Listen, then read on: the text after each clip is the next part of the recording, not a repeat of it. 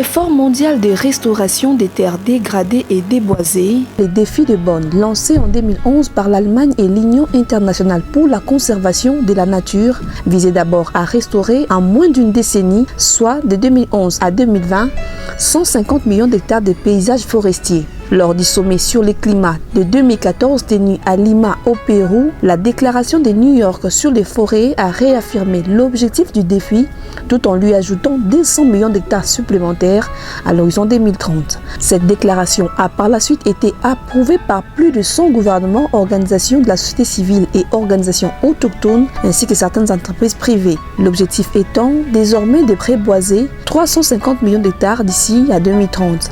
Un défi qui s'inscrit dans l'effort mondial pour le climat, mais également dans d'autres objectifs de soutenabilité du développement portés par l'ONU. Et c'est pour concilier les objectifs de conservation et de développement au niveau national et mondial que la RDC s'est engagée à restaurer 8 millions d'hectares de terres d'ici à 2030 afin de respecter son engagement envers les défis de Bonn. C'est ainsi que lors de la télé organisée en 2015, une feuille de route avait été mise en place pour commencer à identifier des stratégies pour la mise en œuvre des engagements du pays.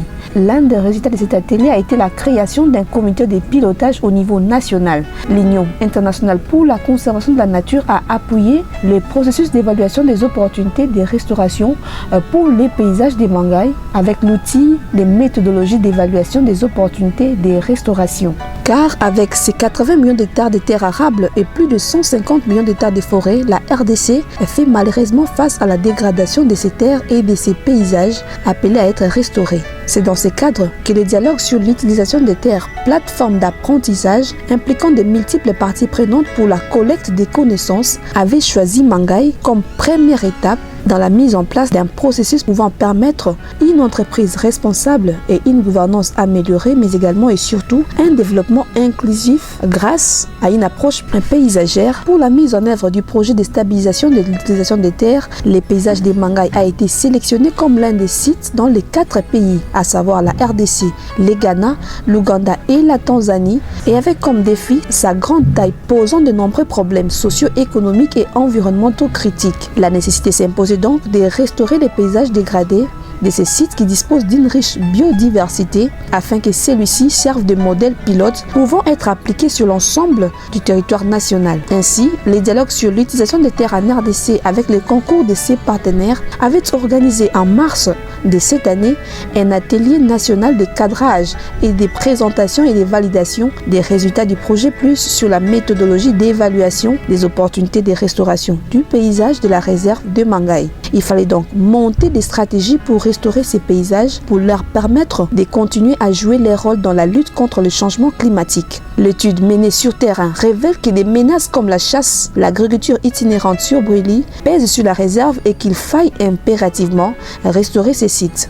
Cet atelier, qui s'est tenu à Kinshasa du 12 au 13 mars dernier, avait ouvert la voie à la descente sur terrain pour un autre atelier et une visite des sites qui font également de la restauration des paysages savanicole, cette fois-là, dans la ville d'Idiofa. Les territoires d'Idiofa, dans la province du Kwilu, choisi pour abriter ces dialogues sur l'utilisation des terres, est situé à quelques 861 km de la ville de Kinshasa et compte une population agro-pastorale estimée à 1 450 035 habitants sur une superficie de 20 000 km².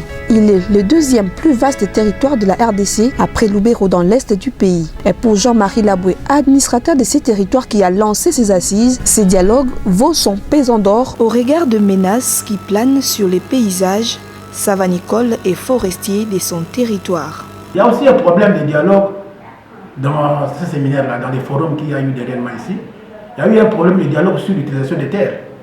Donc on ne peut pas utiliser des terres abusivement comme ça. Au contraire, nous devons restaurer ces paysages qu'on appelle communément les réserves de Mangaï.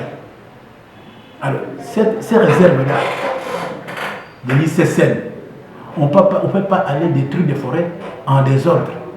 Il faut soit réglementé.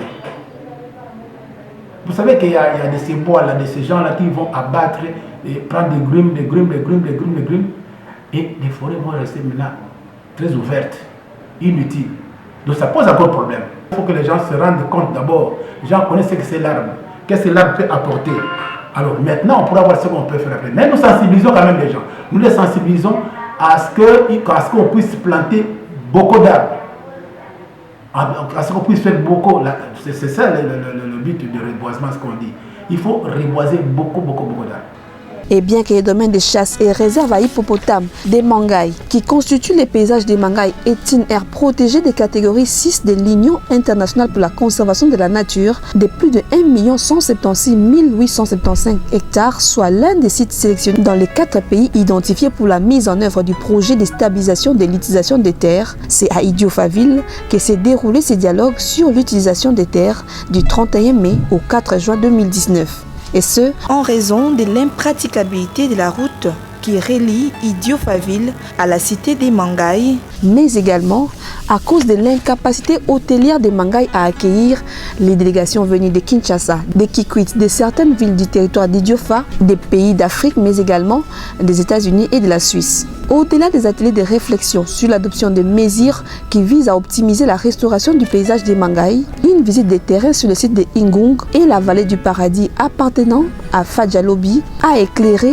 la lanterne des participants à ce dialogue sur les problèmes et les préoccupations liées à l'utilisation des ressources et à leur gestion dans un paysage. Pour rappel, ces dialogues des Mangaï s'appuient sur les résultats des échanges des parties prenantes au dialogue de cadrage qui s'était tenu à Kinshasa du 12 au 13 mars, réunissant ainsi près de 45 participants des différentes institutions locales, nationales et divers acteurs impliqués dans la gestion des ressources naturelles et de l'utilisation des terres en RDC en général et précisément dans les paysages des Mangaï. Cet énième dialogue visait entre autres l'implication des communautés locales et l'identification de moyens de soutenir davantage le groupe de travail sur la gouvernance, ainsi intégrer les réseaux avec les acteurs locaux, mais également l'élaboration des stratégies pour un mécanisme de suivi des conclusions de l'UID afin de garantir la durabilité du processus de ces dialogues. Vendredi 31 mai, jour marquant le début du dialogue sur l'utilisation des terres en RDC, cas du paysage des Mangaï, l'espace Cana a servi de cadre pour ces travaux qui ont commencé par l'enregistrement des différents participants, la séance d'ouverture en plein air avec les mots d'ouverture des différents partenaires, à savoir l'Organisation congolaise des écologistes et amis de la nature Océan, de l'Institut congolais pour la conservation de la nature ICCN, de l'Union internationale pour la conservation de la nature UICN, ainsi que des Forest Dialogue, TFD, puis enfin celui de l'administrateur du territoire d'Idiofa. Après quoi était intervenue la présentation du contexte de base du paysage des Mangaï et un aperçu du processus des méthodologies d'évaluation des opportunités de restauration et de l'approche paysagère. Et dans la deuxième partie de cette journée, les bases étaient jetées sur ce qui allait constituer la visite sur terrain. Samedi 1er juin, comme prévu dans le programme, était consacré à la visite des sites de l'ONG et l'entreprise Fadjalobi, basée dans la ville d'Idiofa. Le site de Ingung, première étape de cette visite, les représentants des différentes délégations ont pu découvrir une pépinière riche et variée, mais surtout bien entretenue. Cependant, quelques points non conformes ont retenu l'attention des organisateurs du LUD qui ont apporté leurs propositions en vue d'optimiser les rendements de cette pépinière. La première chose, c'est de féliciter Fadjalobi pour l'initiative parce que comme pépinière, ça fait une trentaine d'années que je mène ce genre de projet. Je pense il y a une grande diversité. La pépinière, elle est bien aménagée. Enfin, vraiment félicitations. C'est un grand travail de pionnier parce que, comme on le voit, c'est un site qui est tout à fait dégradé. De Kinshasa vers ici, pratiquement, on a les mêmes paysages. Et pour des raisons diverses, comme on nous a expliqué, il y a eu dégradation des terres. Et on voit qu'avec ces projets, on peut reconstituer la forêt. Alors, au-delà des espèces que nous avons vues, on a vu qu'il y a des acacias. En fait, les acacias, leur rôle, c'est de fertiliser le sol. Comme on a dit, c'est des engrais verts qui vont faciliter la régénération de ces plantes dans ces milieux qui sont très dégradés. Mais il est conseillé pour des sols en pente comme celle-ci, de faire plutôt une courbe de niveau. Donc à ce moment-là, l'orientation est-ouest ne compte pas. Ils doivent faire la courbe de niveau. Comme ça, ils maintiennent, ils combattent l'érosion. Et en cas de pluie, en cas d'érosion, les plantines vont persévérer. Donc pour les autres étapes, je vais recommander qu'ils puissent se tenir compte de ça. Après Ngung, les parties prenantes se sont retrouvées à quelques heures de route pour visiter l'autre site appartenant à Fadjalobi. Cette fois-ci, un paysage savanneux appelé Vallée Paradis. L'agronome responsable de ce site l'a d'abord présenté avant de répondre aux préoccupations des participants au LUD. Des échanges sur les modèles d'apiculture effectués sur ce site comme l'un des techniques de restauration de ces paysages à côté de l'agroforesterie ont été abordés avec l'implication de l'apiculteur responsable des ruches, Jürgen. Les propriétaires de l'ONG et de l'entreprise Fadjalobi, pour qui cette appellation renvoie au fait d'être passionnés, parlent des motivations qui l'ont poussé à investir dans la restauration des paysages en RDC et particulièrement dans la ville d'Idiofa. Œuvre de ma vie, ce que j'ai fait faire, c'est reboiser, c'est restaurer la nature pour l'objectif de changement climatique, pour la biodiversité, donc la nature. Et le deuxième objectif, c'est pour aider la population, pour donner un peu stabilité dans leur vie, donner empowerment, on dit en anglais, parce que nous vivons dans il y a une société civile qui est fragmentée ici et les gens souffrent. Et donc, dans ce côté, je peux aussi aider. Donc, j'ai préféré pour le faire ici au Congo, pour ces deux raisons. Parce que je pouvais reboiser en Europe, mais beaucoup plus petit. Avec le même argent, je peux faire beaucoup plus. Et je peux laisser quelque chose pour les générations futures. Parce que moi je n'ai pas des enfants, je ne vais pas laisser, tout va rester ici au Congo, mais je peux faire changer quelque chose. Bon, moi j'ai choisi Idiofa, comme c'est dans la zone tampon de forêt équatoriale, à 100 km de forêt équatoriale, et quand même c'est une ville où je vois que bon, ça peut créer là, il y a encore de vie. Quand je vais dans un petit village pour vivre, c'est impossible pour moi comme Mundele, mais là-bas, il y a des facilités et maintenant nous voulons aussi installer plus de facilités qu'on peut stopper l'exode rural. Ces visites sur terrain avaient pour but d'aborder certaines questions telles que comment les pratiques actuelles d'utilisation des terres profitent-elles aux différents parties prenantes ou encore quelles recherches ou quelles données sont nécessaires. Toutes ces réflexions ont donné lieu lundi 3 juin à des discussions scindées en 5 petits groupes.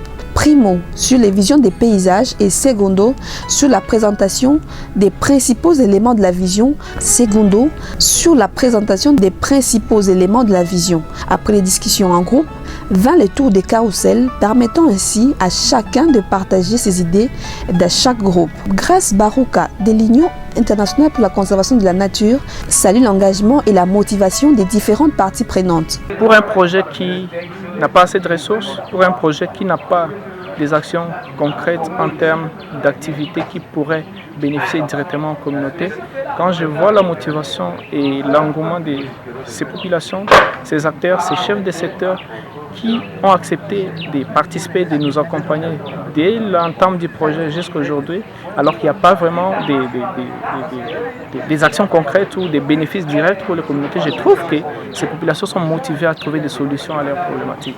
Et je pense que ce qui les motive, c'est parce qu'ils sont conscients de la difficulté qu'ils sont en train de vivre, des problèmes qui sont en train de vivre suite à la dégradation des écosystèmes. La dernière fois, on était à Mangaï lors d'un atelier. Ils ont fait part des problèmes qu'ils rencontrent actuellement dans la production agricole, dans la recherche, par exemple, des protéines animales à travers la viande de brousse, qui devient de plus en plus rare. Ils sont conscients de cette problématique. C'est ce qui motive à ceux qui recherchent des solutions.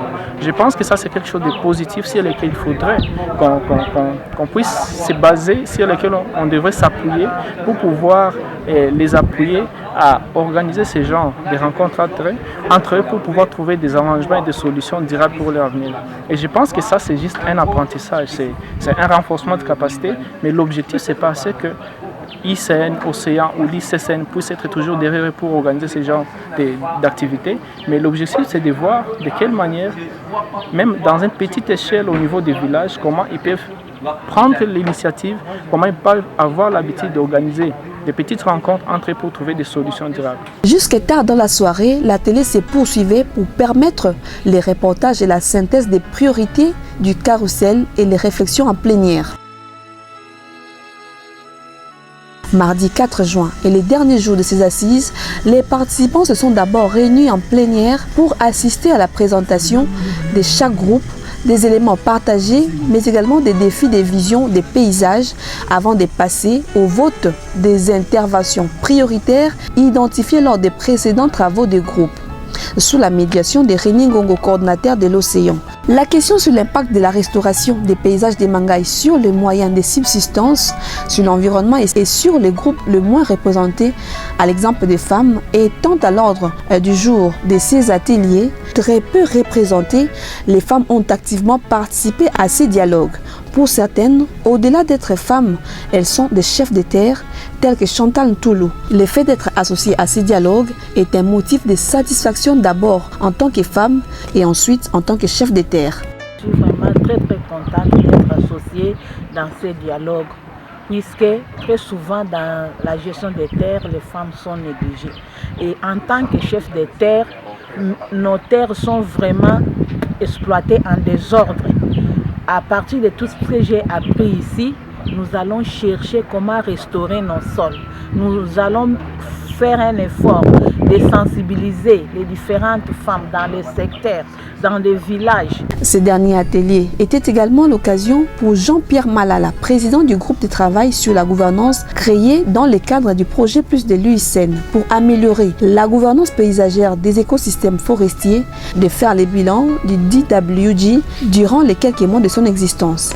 Le groupe de travail sur la gouvernance des réserves naturelles dans le domaine des chasses et réserves hippopotames de Mangaï.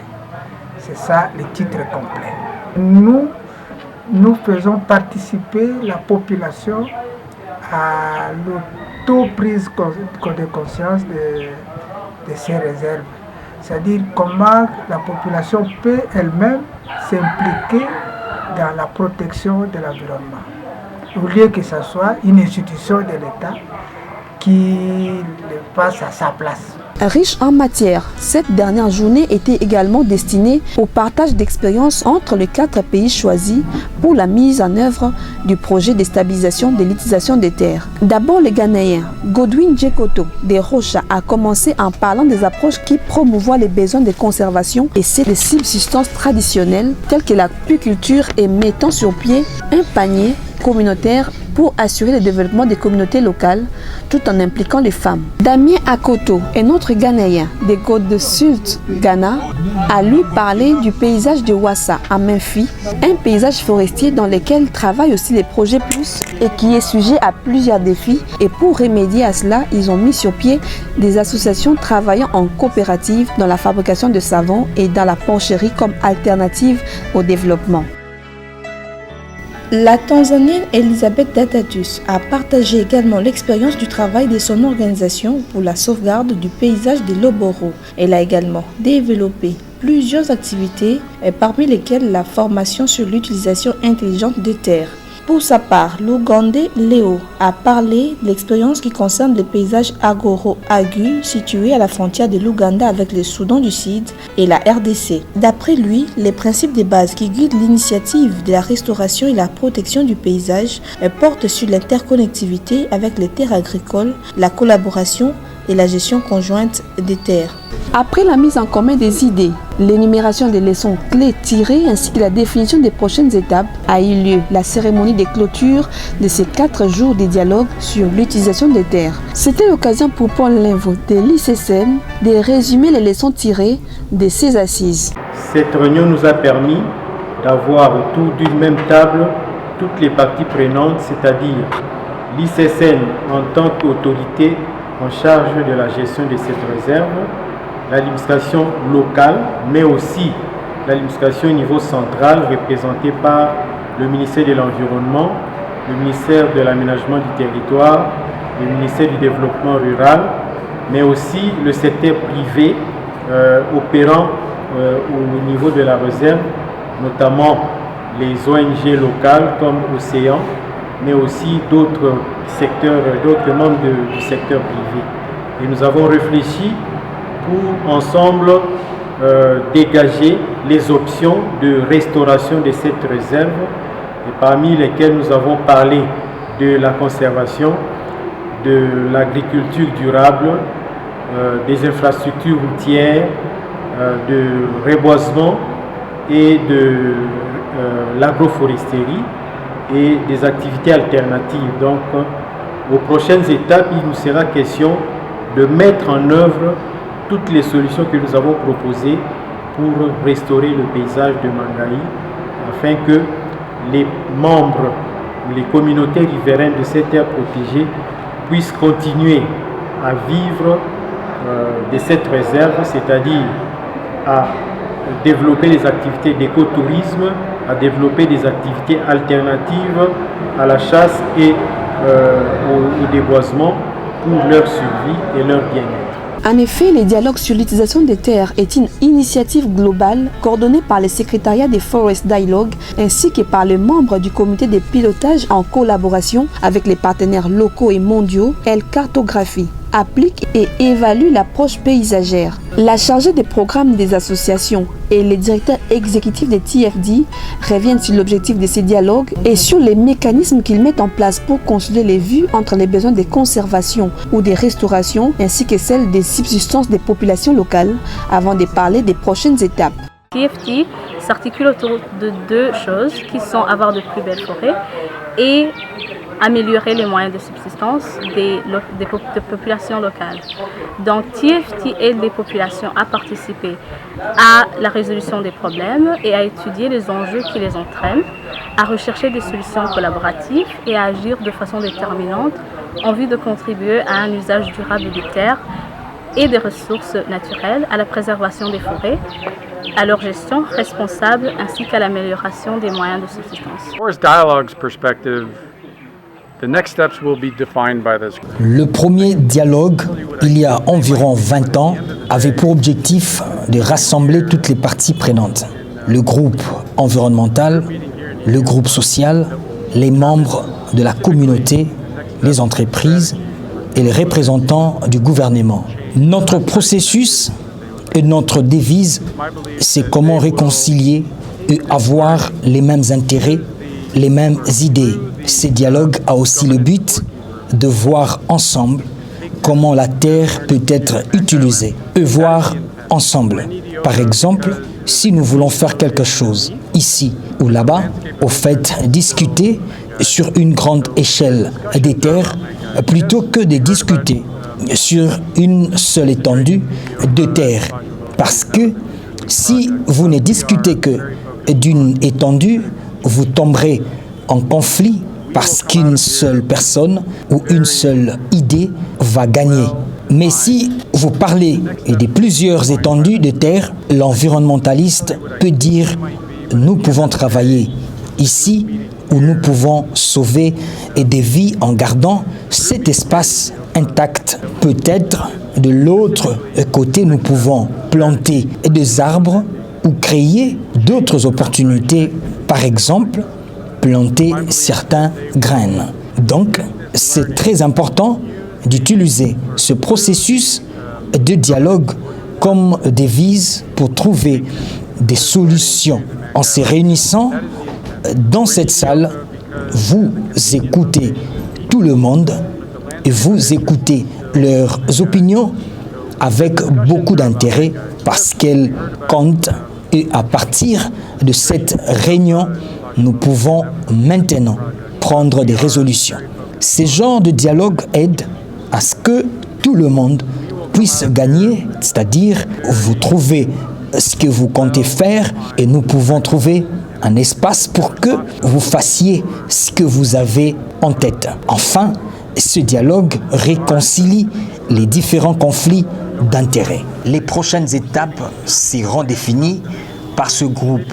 Je peux vous dire ce que ça pourrait être, mais au finish, ce qui sera dit et conclu à l'issue de cette réunion ici à Idiofa, c'est ce qui sera mis en œuvre.